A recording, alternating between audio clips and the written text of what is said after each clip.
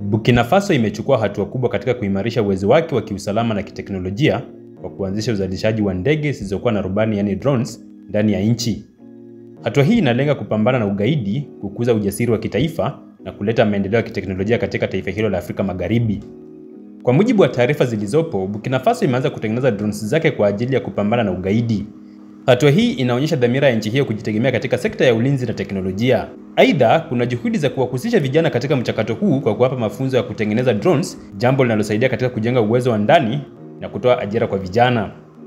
Mbali na uzalishaji wa ndani, Burkina Faso imekuwa ikishirikiana na mataifa mengine katika kupata drones za kisasa. Mnamo Aprili mwaka uliopita, nchi hiyo ilipokea drones 2 za Akinci kutoka kampuni ya Uturuki ya Baykar pamoja na drones 5 za Bayraktar TB2 na silaha mbalimbali.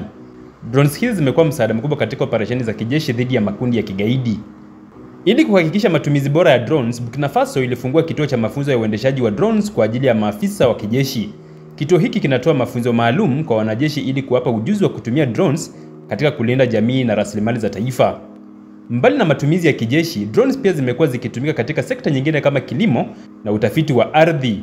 Kwa mfano, drones zimekuwa zikisaidia katika upimaji wa ardhi kwa ajili ya umwagiliaji wa kilimo, jambo linalosaidia kuongeza tiji na ufanisi katika sekta ya kilimo katika nchi ya Burkina Faso. Ingawa matumizi ya drones yameleta mafanikio katika kupambana na ugaidi, kumekuwa na changamoto kama vile matumizi mabaya ya drones na athari kwa raia.